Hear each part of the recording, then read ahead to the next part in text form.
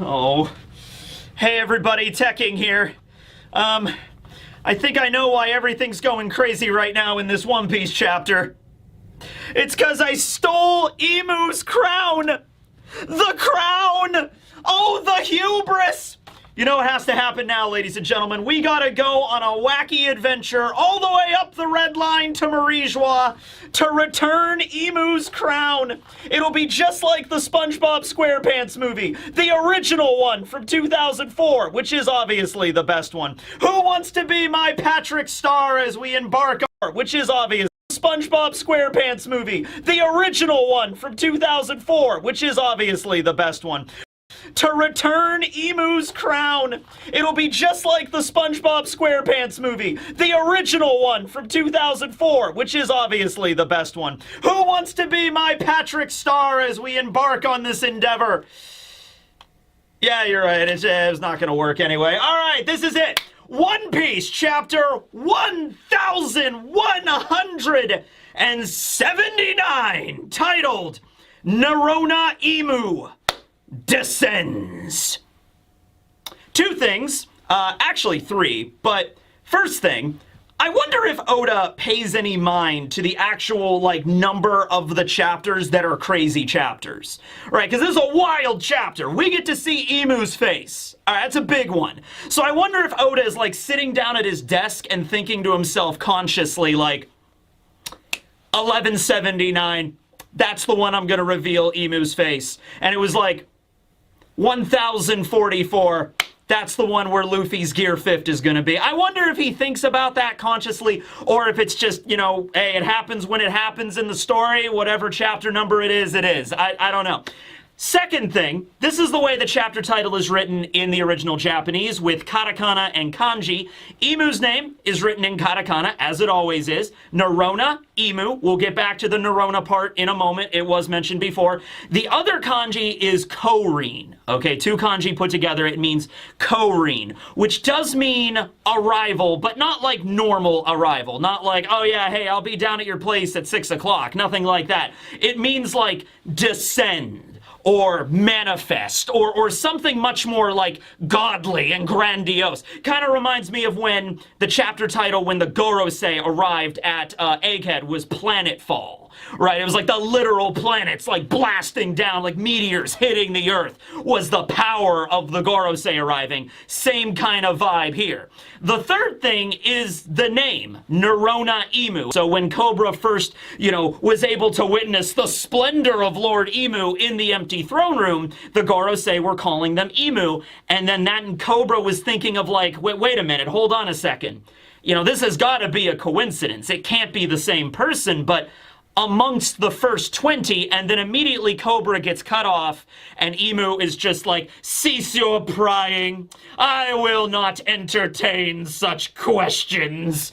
All right, so the way that Cobra kind of implied of it, it was, wait a minute, there was a member of the original 20, and this was later confirmed by Ivankov when Sabo got back to Kamabaka and was explaining to Dragon and Ivankov everything that happened up there. That's when Ivankov took out a book, and I think the book actually had Genesis written on it. It was probably a book published by the world government that was this is the genesis of the world government, their creation myth. I'm sure there's a lot of bullshit in there, but it probably does include a list of the original saints, the original founders of the world government, and Emu Nerona was listed there, okay? So this confirms that, yes, at the very least, I'm going to say the body that we see as Emu at the end of this chapter is, in fact, the body of Emu Nerona.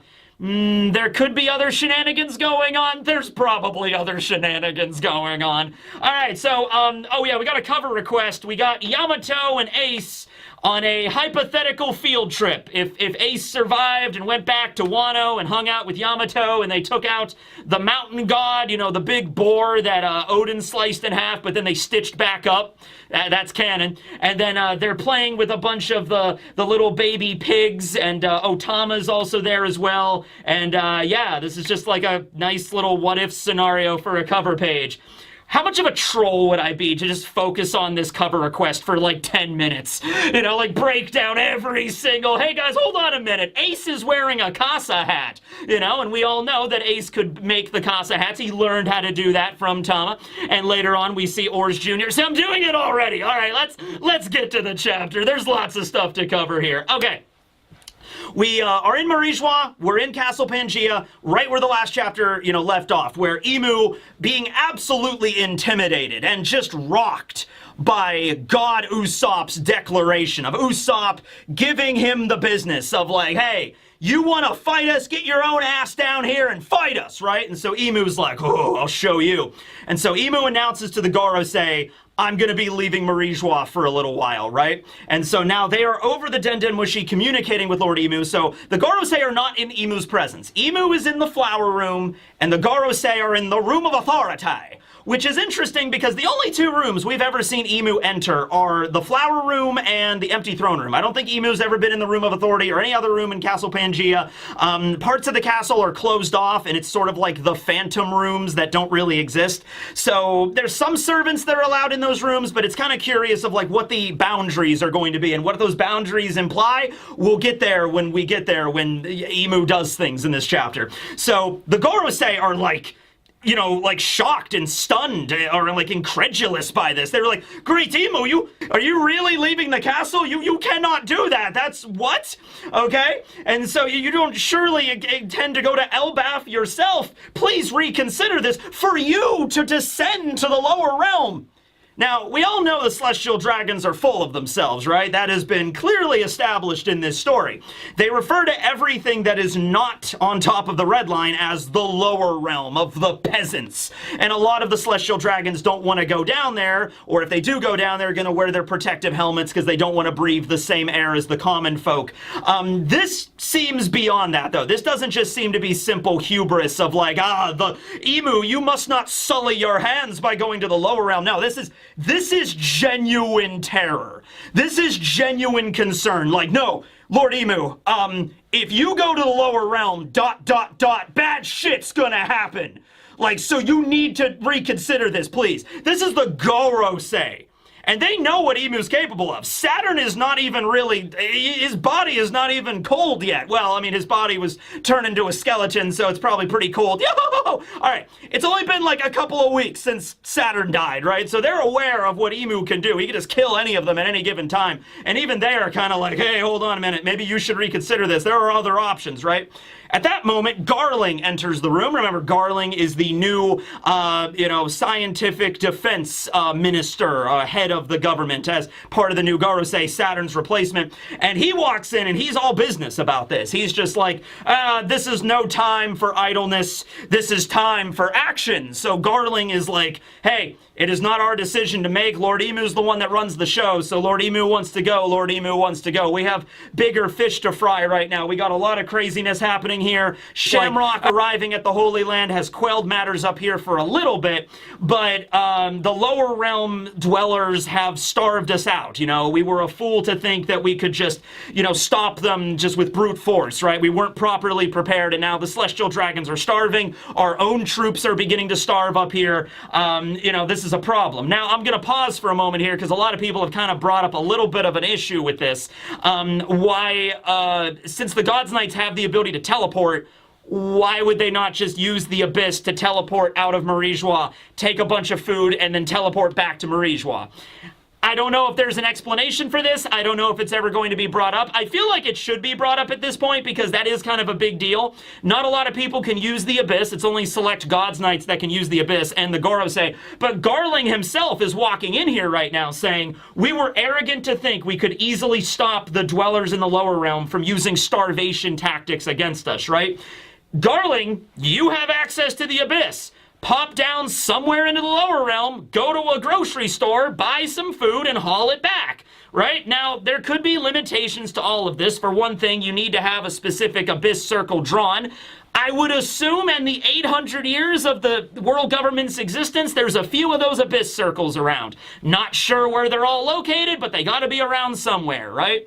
At the very least, what you could do is there's abyss circles in Marijois, so you could personally leave Marijois. You could go somewhere to the lower realm. The Gorosei would have that ability. The God's Knights have that ability. And then they would just hop on the circle and, pick up the food and then go back. And then there you go. That's all I have to do. So I don't know if there's a reason why they're not doing that. You could definitely bring objects and things through the abyss. Maybe there is a limitation with that, but like weapons and clothing and all sorts of other things go. Maybe since food is not like...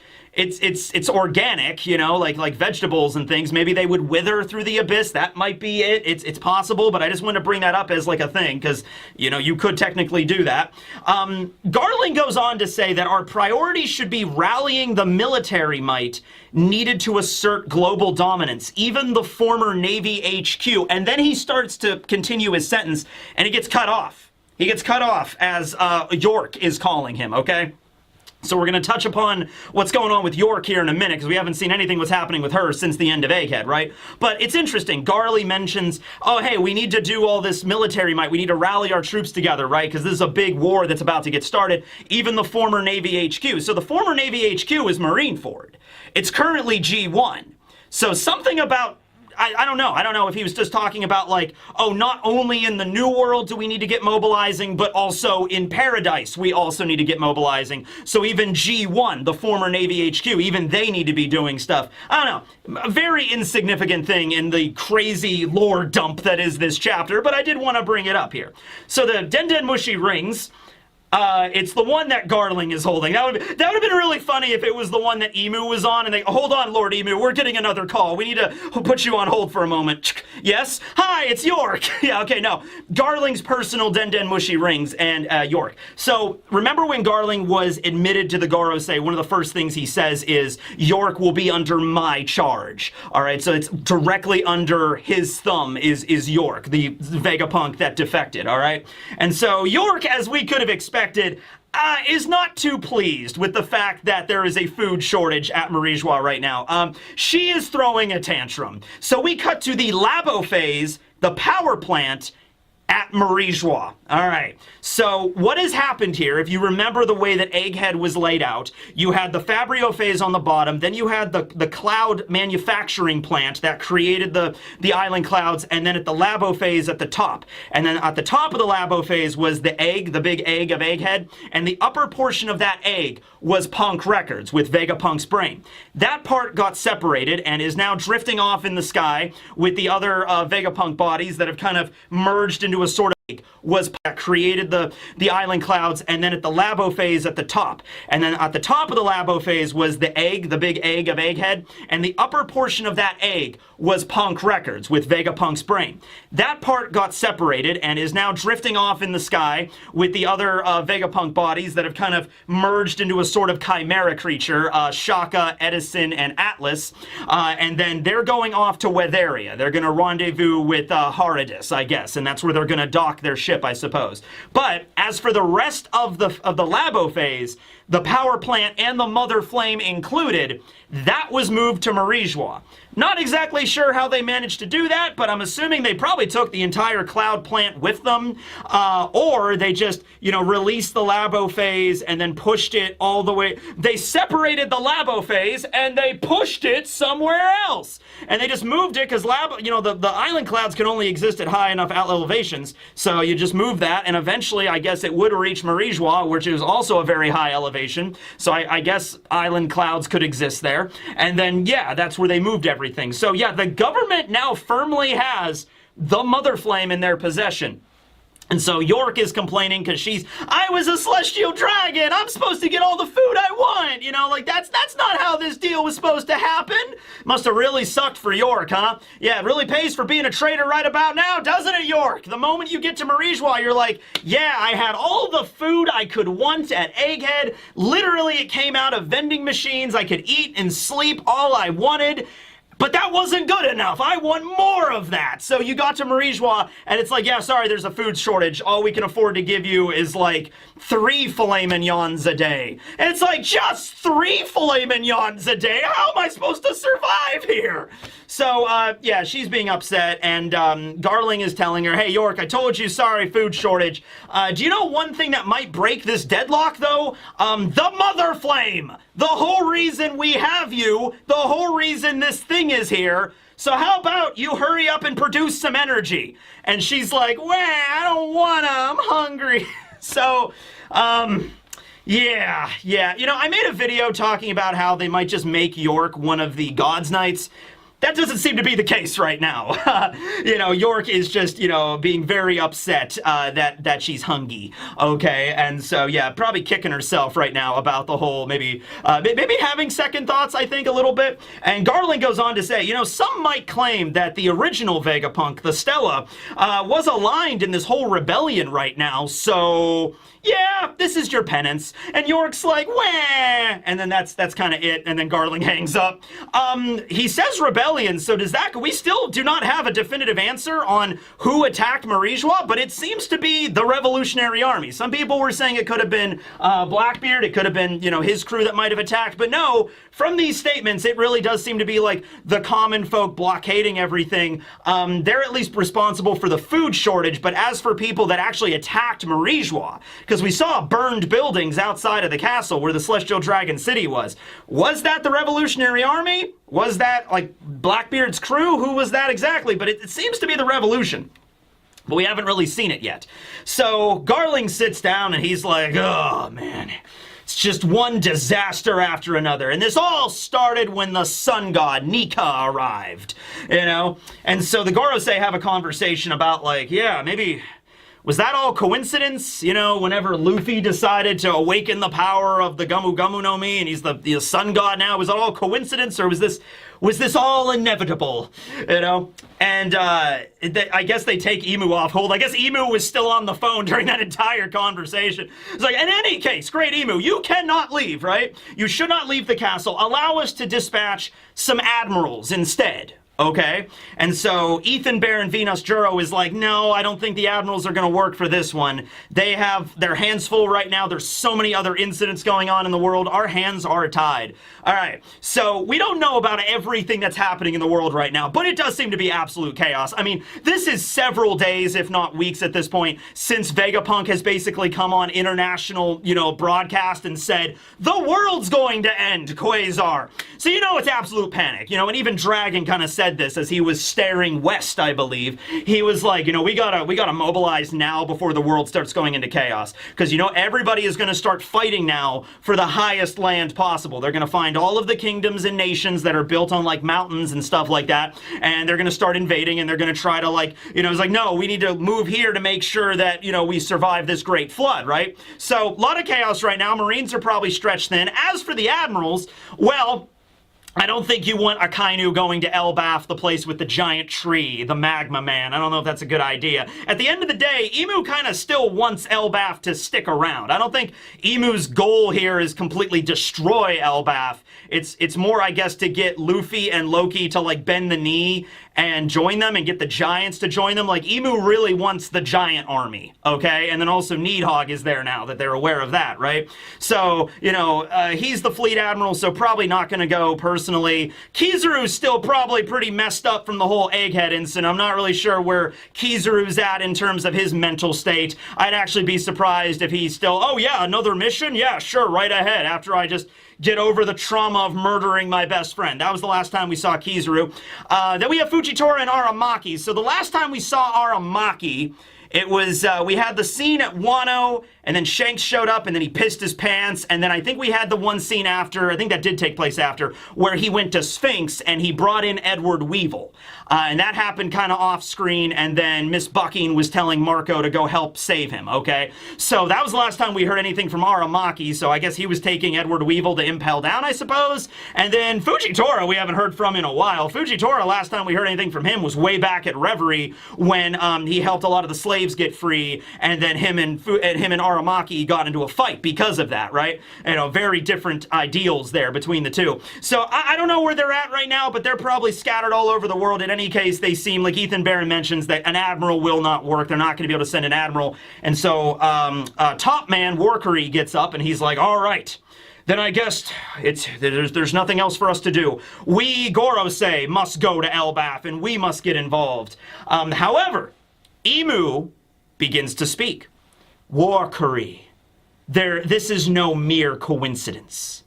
Arrogance, idleness, negligence, pride. That has nothing to do with what's going on here.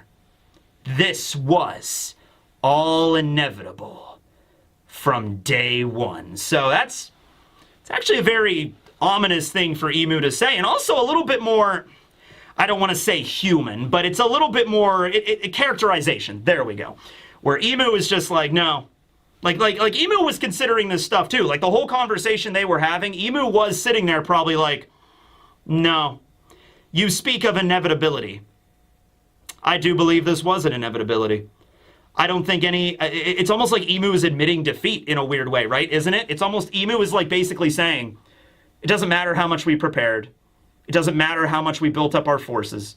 It doesn't even really matter if Marie-Joie was under attack right now or wasn't or what. No. This would have happened no matter what. And Emu begins what I very well think is a chronological flashback through all of these events together. And it starts with rocks. Now, some of the dialogue here that Emu is reminiscing about is dialogue that was spoken to Emu, and some of it is dialogue that Emu was speaking. So I'm going to have to differentiate the two here and tell you where one ends and where the other one begins, okay? So the first flashback Emu has is Rocks.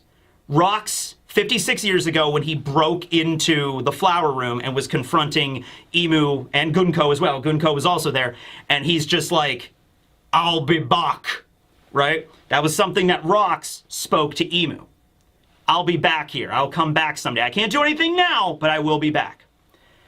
The next scene is Roger, who says, seek it out. Now, I guess in this case, it wasn't Emu saying this, and it wasn't also something getting spoken to Emu. This was just Roger at his execution 24 years ago saying, seek it out, mateys! Find the One Piece! The next scene is the birth of Shirahoshi, with the dialogue over it saying, it appears that Neptune has had a daughter. That is, I believe, this is like Emu hearing this news and being like, ah, so a new mermaid princess has been born, kind of situation, right?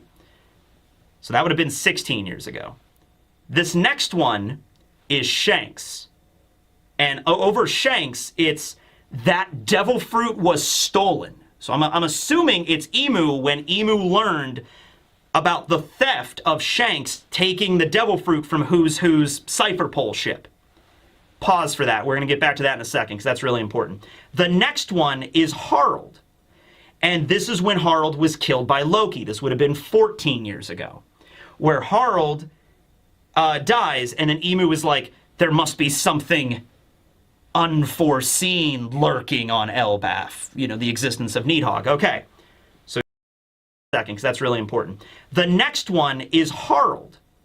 And this is when Harald was killed by Loki. This would have been 14 years ago.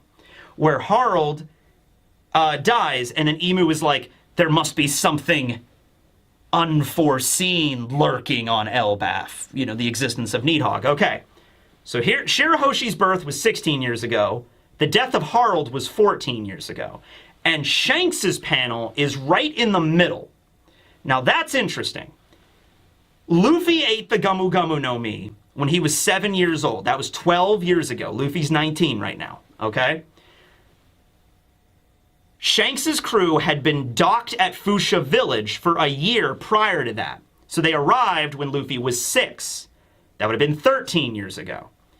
So if this is supposed to be like reverse chronological order, like Rocks was 56 years ago, Roger was 24, Shirahoshi's was 16 years ago, then we have Shanks and Harald. It keeps going in that path.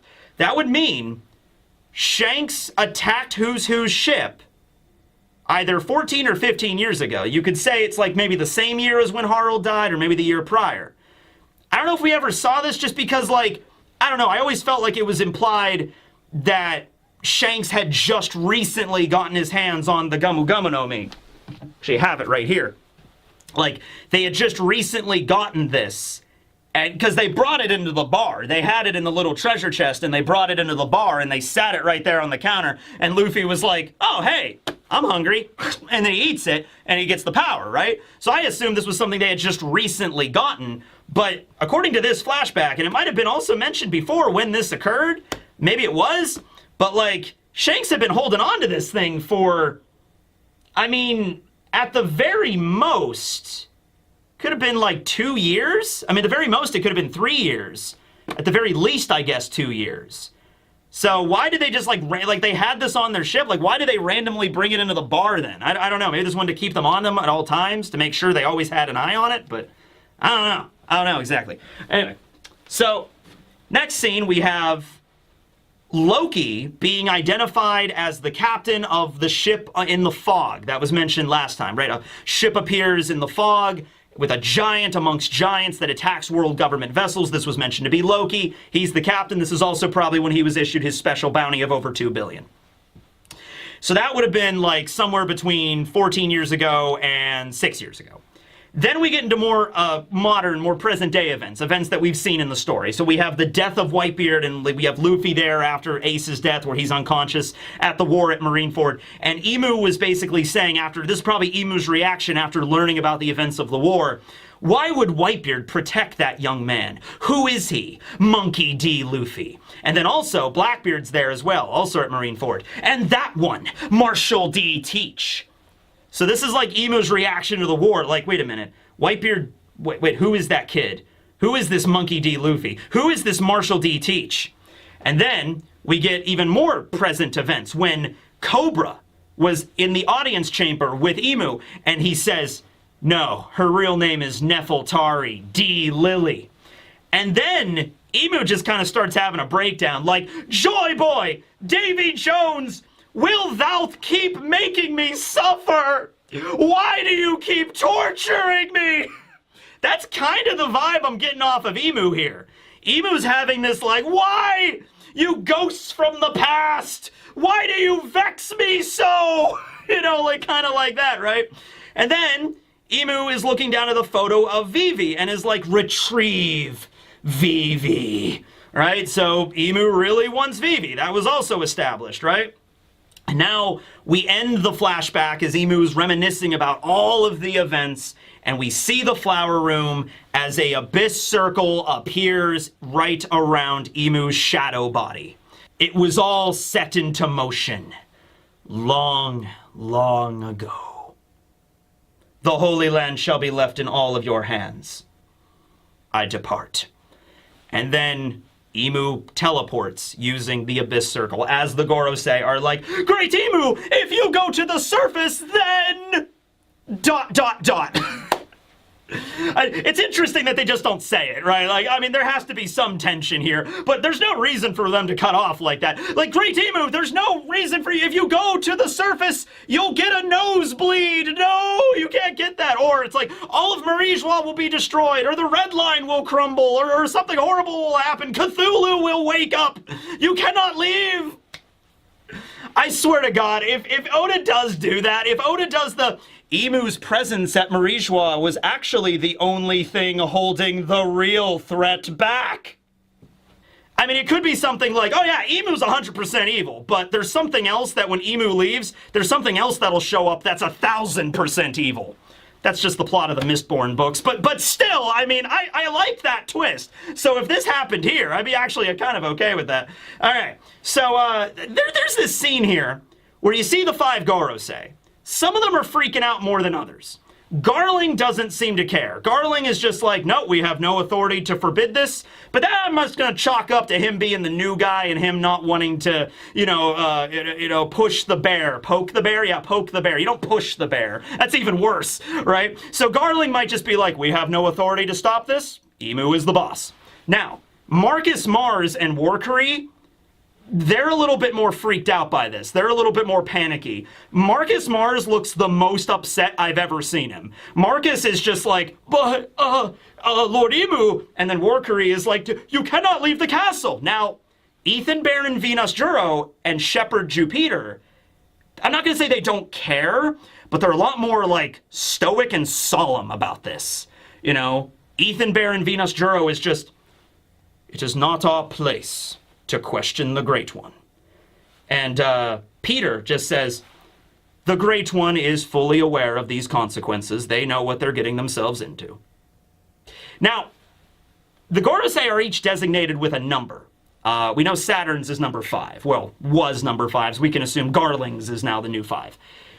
When they each arrived at Egghead, you saw their circles, and their summoning circles of the Gorosei are a little different from the other ones. They have numbers in them.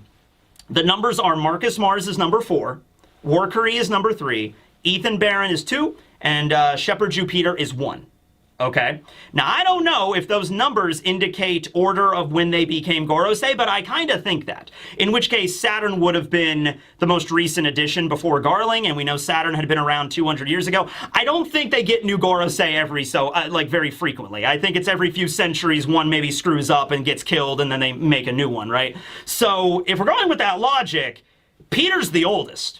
Which is ironic because he's kind of the one that looks the youngest, but Peter is number 1, so he might be the oldest, then Ethan Baron Venus Juro. Now, I don't know if that means they're all the way back from Void Century days, which they very well could be, but even if they're not from the Void Century, they could be like 700 years ago, 600 years ago, something like that.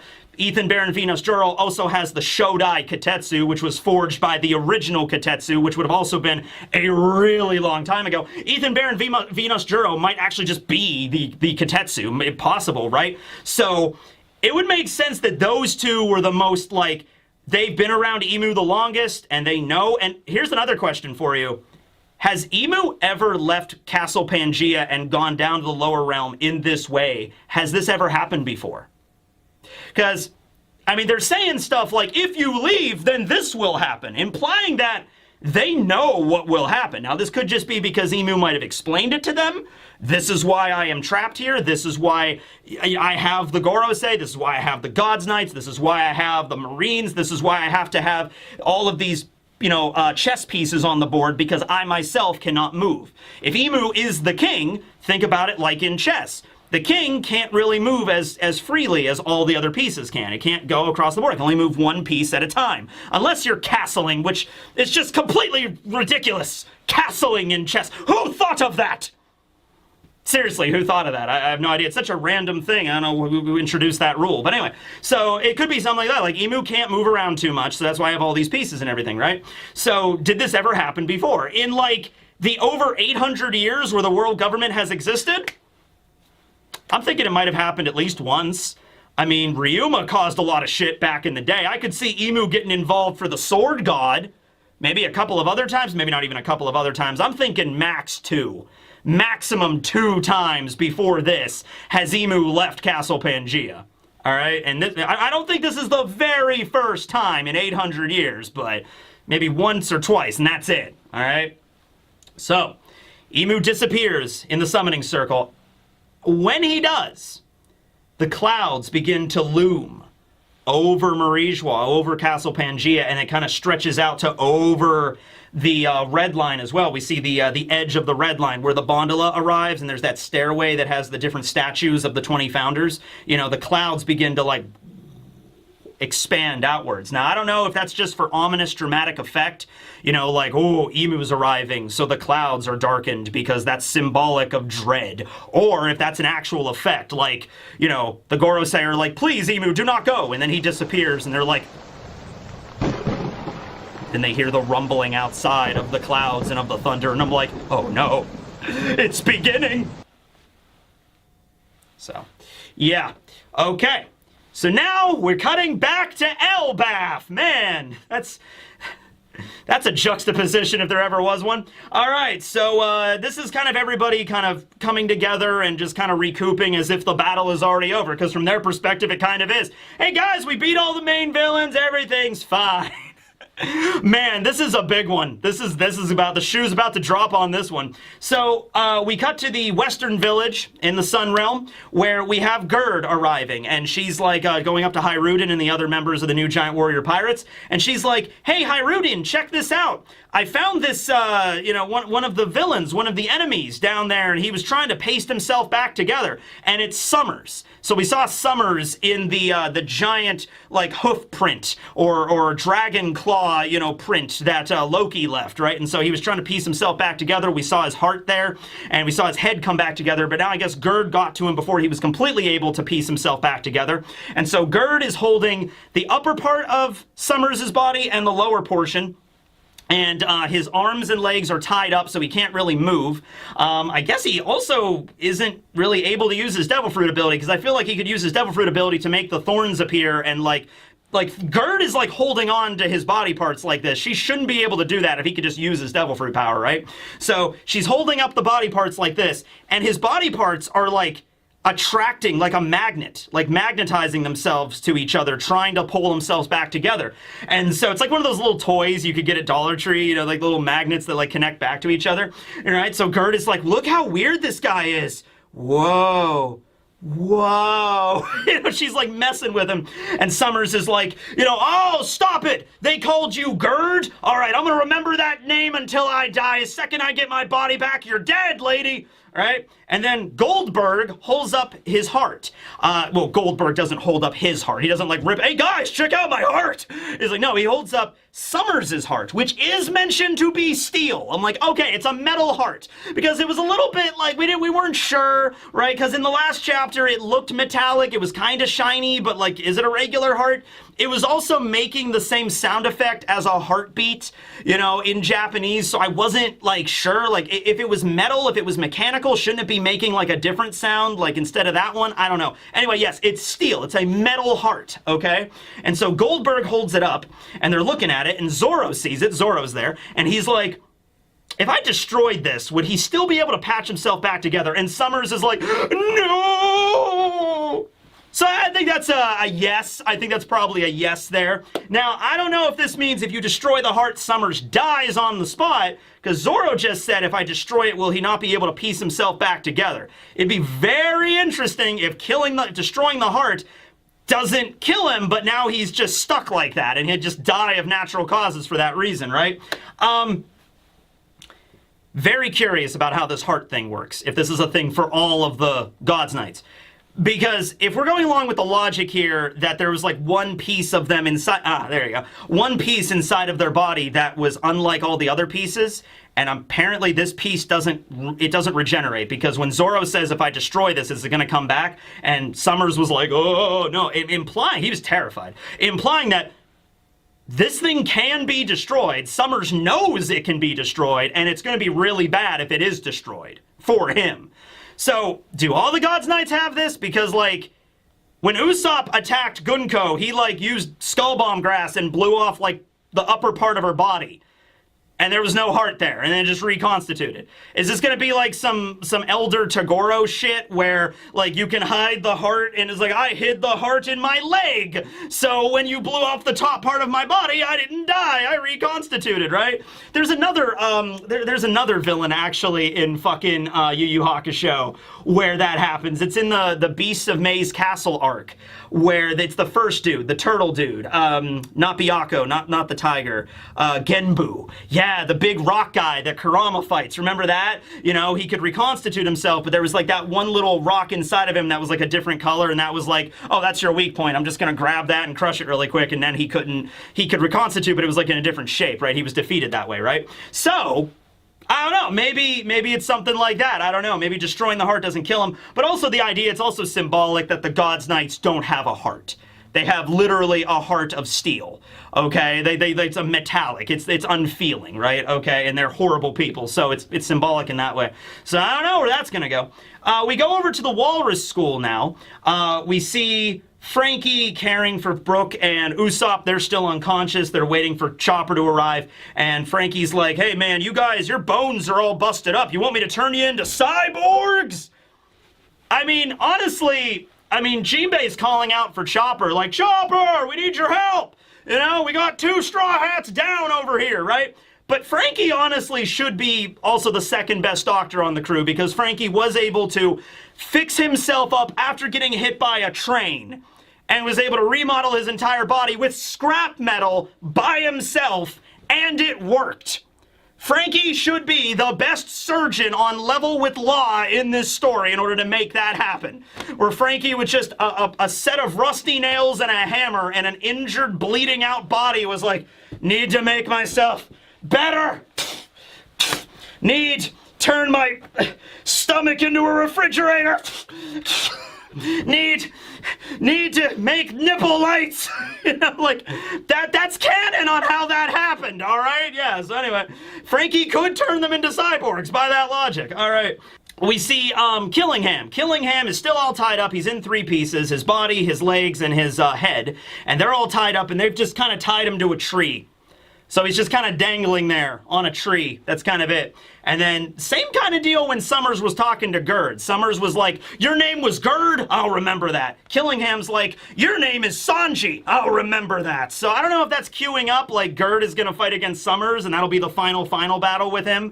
And Killingham's going to fight Sanji again, and that'll also be the final battle. Whether it be for this arc or maybe later on they're setting that up, I don't know. But it's interesting. It's the same kind of logic.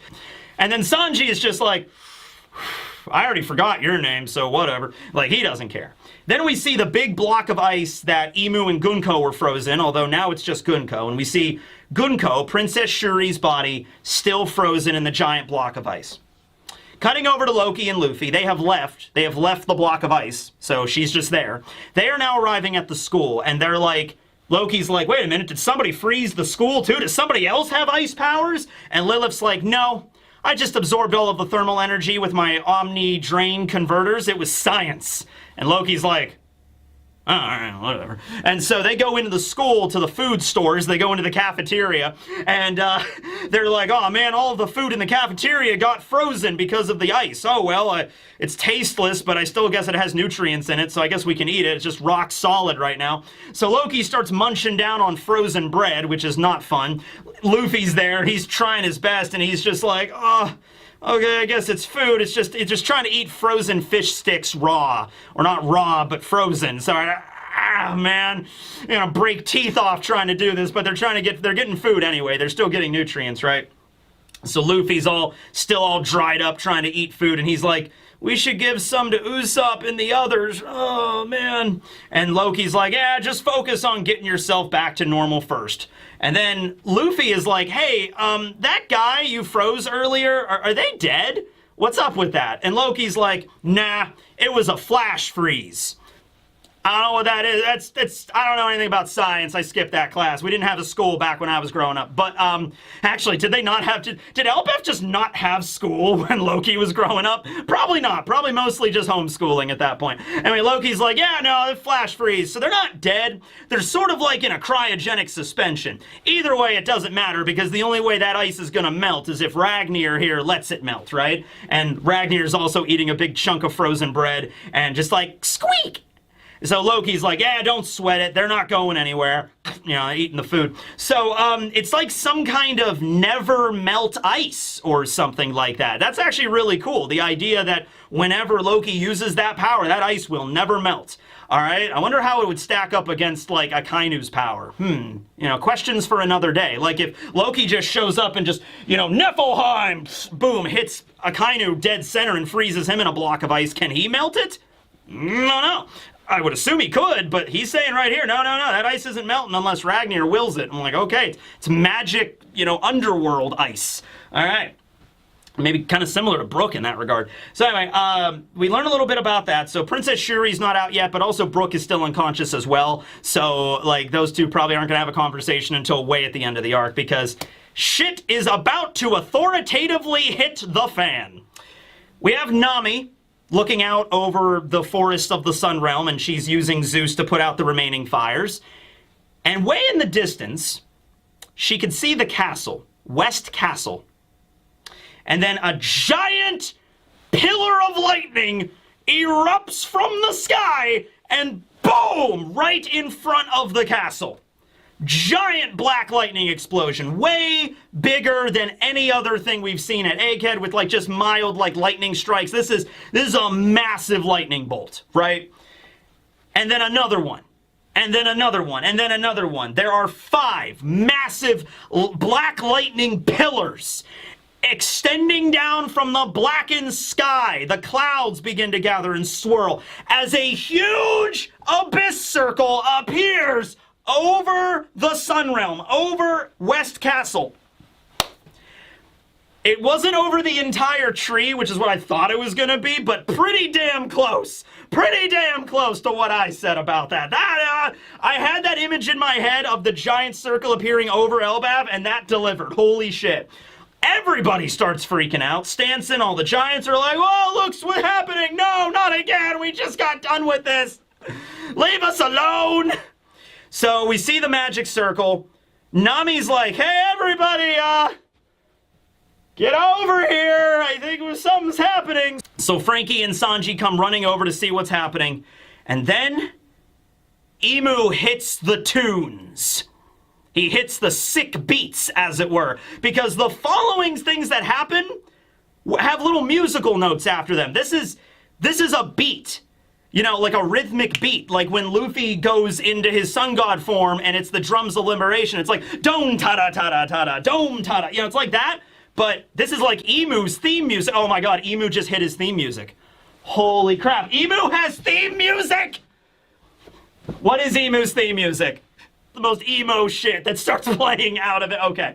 So, no, we see some of it. We get the sound effects. These aren't lyrics, these are sound effects. But the sound effects are written here as zoom zoom. So I can't help but think of Queen's song. Zuma zuma zuma zuma zuma zuma zuma zuma. And then Doran Doran Doran Doran Doran Doran Doran. Woohoo! Okay, so what happens? Waluigi arrives. Oh god. Waluigi and Wario arrive. This is a bad day for everybody. Everybody's dead now. Okay, so the houses of the West Village become animated. So does the forest. The trees become animated.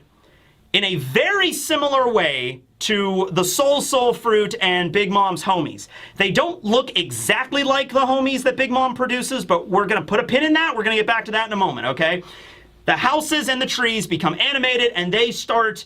The beat is like coming from them. Like when they're opening their mouth, these sound effects are coming out. This beat is coming out. And it's making this beats and everything. And so everyone's freaking out about this. Nobody knows what to do here. And as the 5 pillars are coming down around the castle, a 6th blast of lightning emanates from the center of the circle straight down right onto the castle. It blows up the castle. All right, it hits right where that summoning circle was in Harold's throne room, and a big portion of the castle, the big tower, just boom, it just explodes outward from the level of energy. Keeping in mind, all the different times the Abyss has been used, right? When Shamrock and Gunko first arrived, when the Gorosei arrived at Egghead, this is completely different. The force of this teleportation is exploding whatever structure is around it. Thank God nobody was in that castle, right? Okay, so a huge burst of Conquerors, probably not on the level of Joy Boy's hockey nuke, but it's getting up there. Bursts out, all of the kids, like Colin, and I think that's Olaf, which is Oimo's grandson, they immediately get knocked out by this blast of Conquerors. It seems like the adult giants are able to resist it, so, you know, it's probably not as, like, a crazy level like Joy Boy's hockey, but it's pretty strong. The new Giant Warrior Pirates are feeling it. Chopper and Zoro are feeling it, and they're like, Zoro's like, that's Conqueror's hockey. Like, no shit, Zoro. And then Loki and Luffy sense it. Luffy is still in weakened mode. He has not gotten his energy back yet. Loki's like, it's coming from the castle. And Luffy's like, isn't that the same hockey from before? Oh man, I gotta get some food. You know, how many phases of this boss fight, you know? All right, so now we get the last 2 pages of the chapter. Are you ready for this? You're not ready for this. Are you ready for this? Okay. We see the inside of the castle as Emu arrives, still in the shadow form, and just places their hand down. It's like they're doubled over in pain, and coughs up blood. Okay? So just the process of the teleportation or the act of Emu arriving in the lower realm, one or the other, or both, has caused tremendous strain on them to the point where they are doubled over, shaking, and puking up blood. Okay? Or I don't know if it's blood or whatever the black viscous goo that Emu's like made out of. Emu's appearance in that form, by the way, that silhouette, that's not a silhouette. That's actually how Emu at least has appeared up until now. It's not like Emu just steps out of the shadow and looks like that is something else. No. It's like when Emu takes over people and is possessing them and is emerging out of them, like at God Valley, you know, Roger and Garp mentioned that, like, oh, what is this black fog thing? Like, what is that? Right? Okay? Same deal here. I think it's the act of Emu arriving in the lower realm, no longer being within the confines of Castle Pangea, that now they are reverting back to their true body. The act of leaving that location has forced them back into this original form. And it seems painful. So Emu is just led back to, right, okay?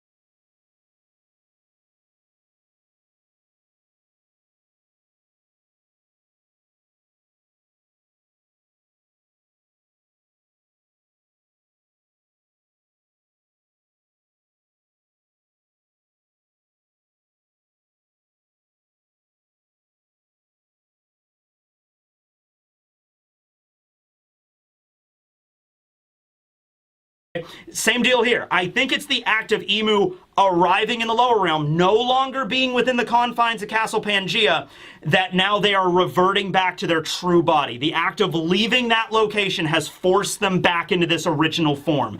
And it seems painful. So Emu just lands and is like, the transformation, you know, like something like that, okay? So, actually, that's the thing that actually blows up the castle. It isn't the lightning bolt that blows up the castle. That rocks it a little bit, but this is the thing that actually blows up the castle. Jarl, Bragi, and Dory are there. They're looking at it, and you see Emu beginning to grow wings, and then the last page, I'm going to go panel by panel here of how epic this is. You see Emu's transformation, like his form is changing. Then you have a panel of just the castle surrounded in black fire, and then all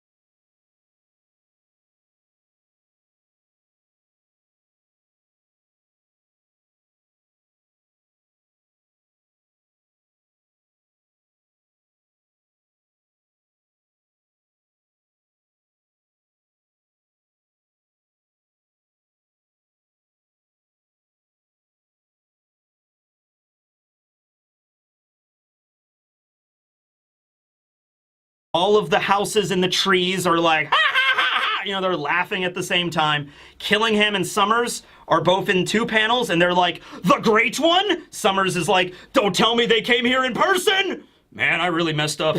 Oh man, they came here to punish me personally! You know, I don't know, you probably bet that's what Summers is actually thinking. And then somebody, I don't know who's saying it, but somebody's limits Jarl or Dory or Broggy, doesn't matter. They're like, look! Someone's on top of the castle spire! So, like, one of the castle towers was obliterated, but, like, another tower, like a spire, is still there. And on top of the tower, it's like a triangular pointed ceiling, we see Emu Nerona's true form and introductory box, or introductory parchment, because it's not like a normal intro box. It's actually like an old piece of, like, parchment for, like, papyrus from, like, way back. Oda will do the special, like, layout with the title box.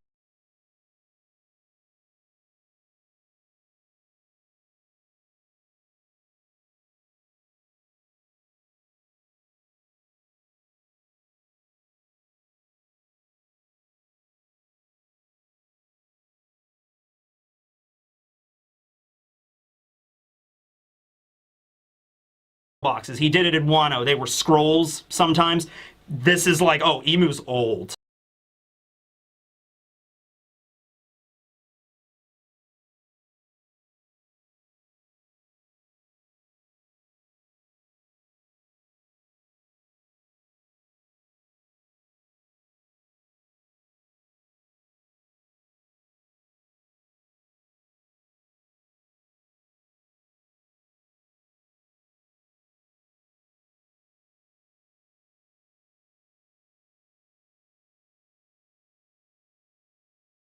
Emu's old. Emu doesn't get a regular, you know, box. He existed before boxes existed, right? He was around long before that, right? So, how to even explain Emu's appearance? There is a lot to unpack with this. Okay, so to paint an image here, I'm gonna be as like descriptive as possible. I'm gonna be scattershotted though what to focus on though. Okay, so first of all, surrounded by black clouds. Little puffs, little poofs, black clouds are surrounding their entire body.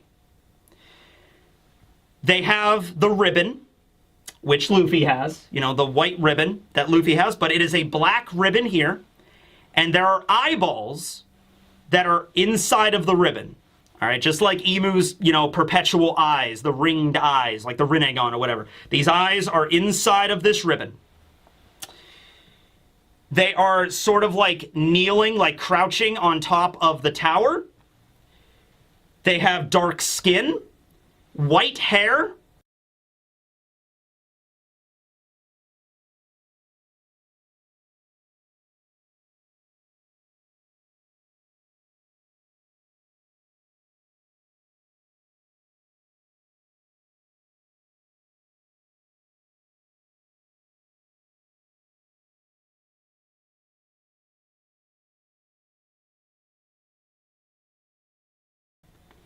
Curved devil horns. Devil horns that we haven't seen before. Not like the ones Kaido had that come off to the side. Not like Loki's that are coming out of the forehead, but straight up.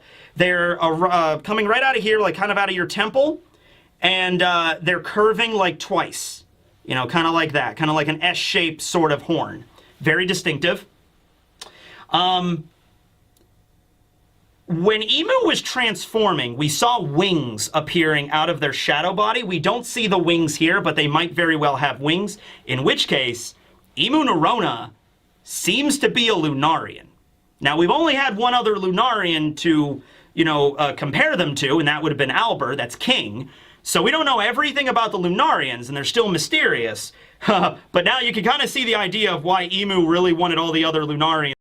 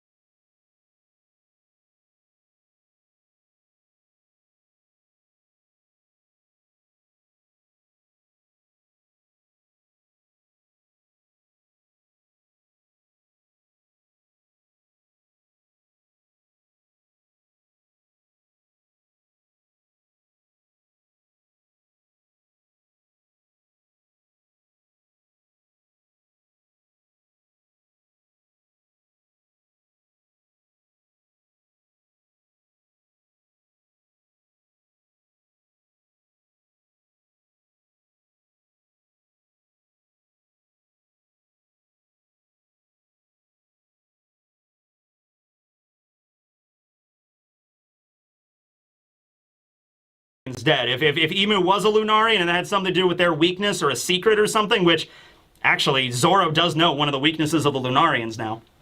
However, we don't really see the wings here in this final page. And also, they don't have the flames. You know, like Albert had the flames coming out of him. We see the ribbon. The ribbon looks like, you know, a ribbon of black fire. Maybe that's what that is, but we don't see that. Also, now that I'm thinking about this, I love how when you look at Skypiea, right, and you look at Eneru, and you look at the whole plot of Skypiea, it's generally regarded as like this might be all of One Piece in like a shortened arc, you know, like an abridged version, like a TLDR. This just watch Skypiea. Eneru had wings. He ripped them off. He replaced them with the tome. This might be about this. Maybe that's what that is, but we don't see that. Also, now that I'm thinking about this, I love how when you look at Skypiea, right?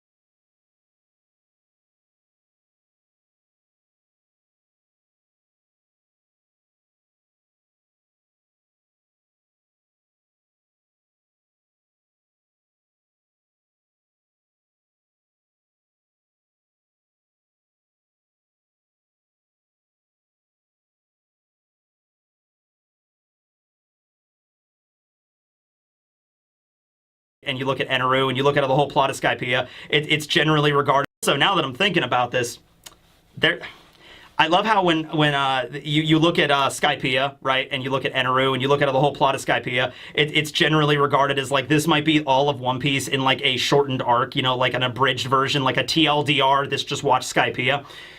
Eneru had wings. He ripped them off. He replaced them with the Tomoe drums on his back.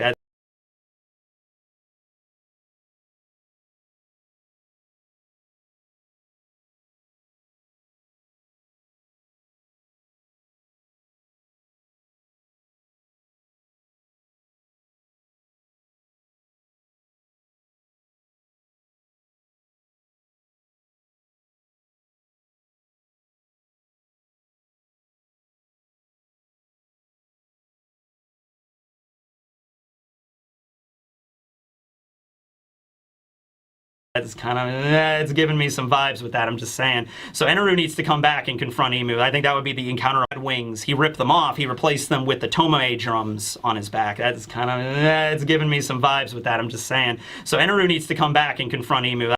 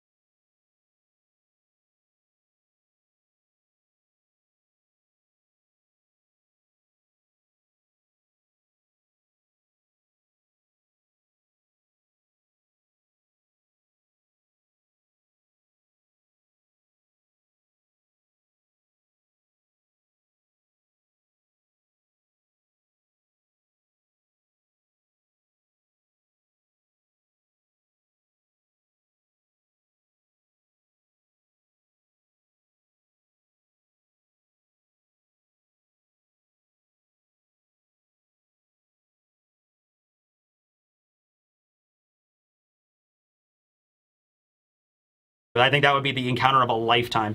Anyway, going back to the description. Long flowing white hair, like very long white hair, okay? They're wearing a cloak. The symbol on the cloak is the symbol of the Deep Sea Covenant.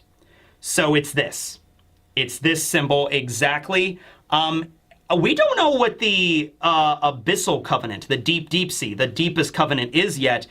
This looks to be, it doesn't seem, we don't see the whole thing, granted, but it really just looks like this symbol, the one that Harald got the upgrade for, we saw in the chapter. It's the cross with the circle and then with the horns coming out of it, which now I guess we get the reference for the horns. Okay, what else? They're wielding a staff weapon, like a naginata. It's a very unique looking naginata. It's a long polearm weapon. At the end of the pole, at the blunt side of it, there is another poof of like black clouds coming out of it. Then at the tip of the naginata, the blade, it is shaped like a lightning bolt. I guess I could try to draw that. Hold on, let me grab a piece of paper. I'll be right back. Okay, something like that. Okay, that's the best as I can do right there. It's a very unique shape. Starts out as like a lightning bolt, but then ends in kind of like a scythe shape here at the end. And then the staff, and then at the end there's like a cloud. Okay, so that's what we got here. Very unique weapon. I would say it's a Saijo Wasamon or Graded Blade, because I can't think of anything else that Emu would wear. Then again, Emu might exist like before the Saijo or the Meito system was even a thing. But, I mean, we got to fill out the remaining, like, I think there's like 7 of these we have left. So, yeah, this needs to be one of them. Okay? Don't know what the name of that thing is. All right, so we have that. Then there seems to be like, I think it's part of Emu's tail. So Emu has the same devil tail with the like the arrow on the end of it, right? That kind of resembles Gunko's arrows, which might be Gunko's arrows, but it seems to like wrap around that kind of resembles Gunko's arrows, which might be Gunko's arrows, but it seems to like wrap around their lower body, and there's like skulls. There's like little skulls that have horns on them that are wrapped around the tail, as the tail is like coiling, and then it ends in the arrow. I don't really know how tall Emu is because they're crouching, but they are standing on top of a castle, and the castle was designed for giants. I'm going to assume Emu's at least like Whitebeard size in terms of height, because Emu's standing on the very tip of this like castle that was built for giants to live in. So I'm going to say maybe not as tall as a giant, but like maybe Whitebeard height, I would say. We don't know yet, though, so don't, hold that to me. There's also like a belt. They have like a belt wrapped around them, and a bunch of tattoos, like white tattoos all over their body. That it kind of looks like circuits, like little circuits on, I could draw that too, actually. Man, my art degree is really coming into play here. I don't have an art degree. I don't. Just to communicate, I have a bachelor's in digital media. All right, here we go. There's also, when I draw this, if you've played a certain video game franchise, you're going to probably instantly know, you're going to recognize this, and I'll bring that up now.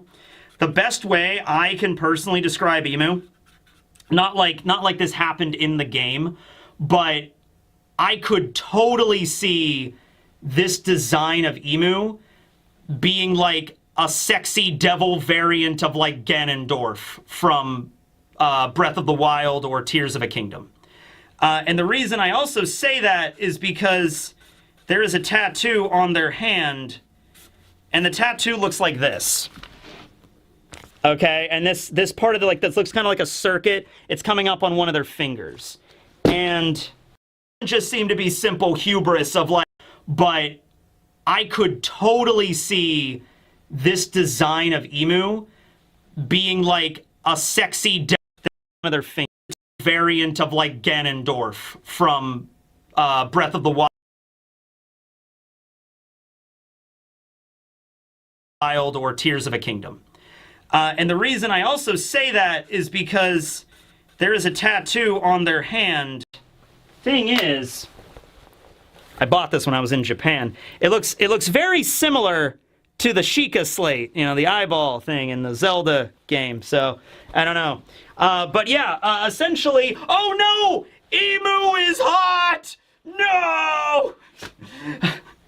Oh, by the way, also, I guess, yeah, Emu was not a sexy lady. So sorry for everybody thinking that Emu might have turned out to be a sexy lady. Emu's a sexy guy. That's the way it turns out, I suppose. But anyway, also black nails, you know, sharpened black nails. And I think that's pretty much everything about their overall appearance. They do not say anything after they transform. They're just on top of this tower.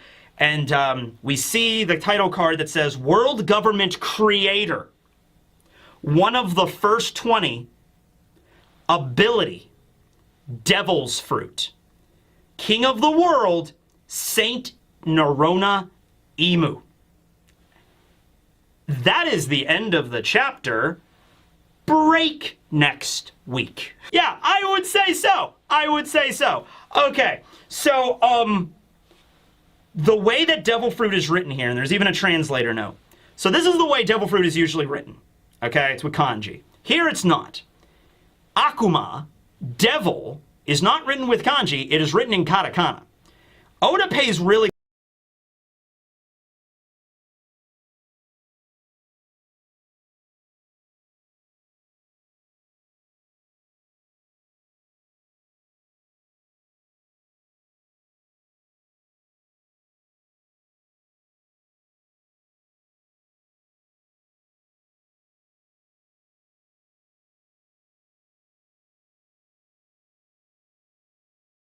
usually written. Okay, it's with kanji. Here it's not. Akuma, devil, is not written with kanji. It is written in katakana. Oda pays really close attention to that shit, so that's not just a coincidence or like, oh, Oda decided to write it this way. No, he's making a distinction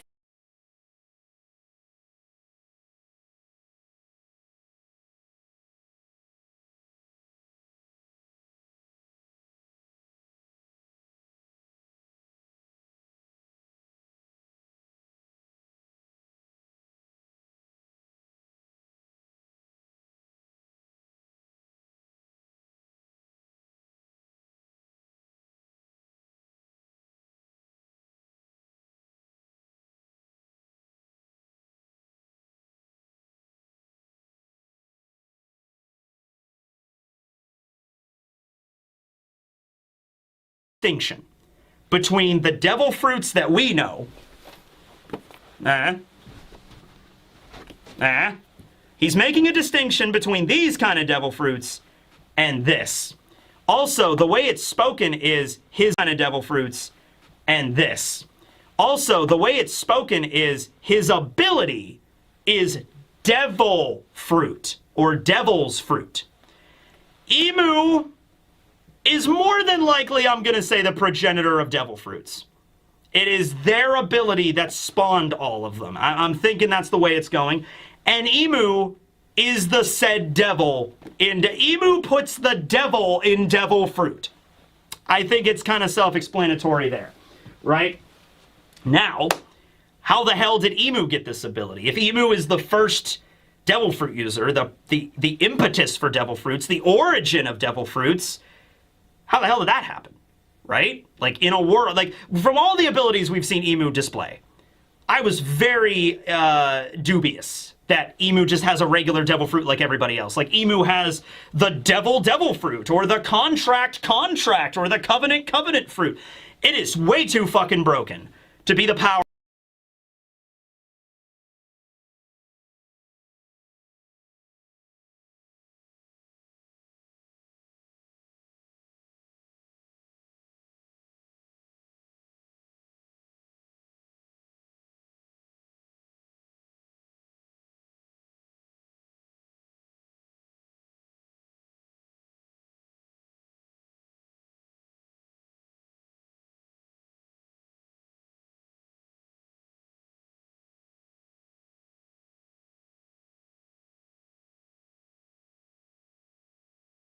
of a single devil fruit. It just is, okay?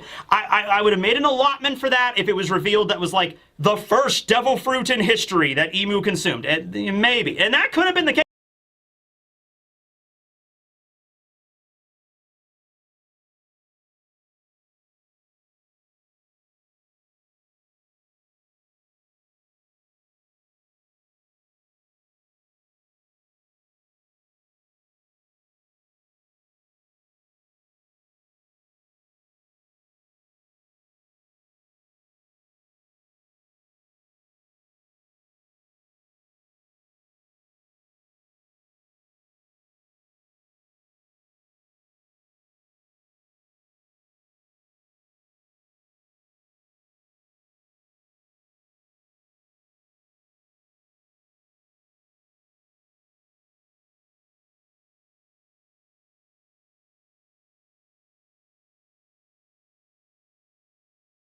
fruit. It just is. Okay. I would have made an allotment for that if it was revealed that was like the first devil fruit in history that Emu consumed. Maybe. And that could have been the case. Because remember, way back in like the first drafts of One Piece, like in the original Romance Dawns, there was only supposed to be one devil fruit. It was a devil fruit that grew on a tree, and that was it. That was the only one, and Luffy ate it, right? So here it might have been a thing where it's like the very first fruit. We might be going back to Adam and Eve, Genesis kind of creation myth here. You know, the forbidden fruit. They ate the forbidden fruit, got this power, and through Emu, they created other devil fruits. It's also mentioned, of course, that they are hated by Mother Ocean. There was an idea that Emu was that Mother Ocean, because Emu, and it could be Umi, you know, it's very first fruit. We might be going back to Adam and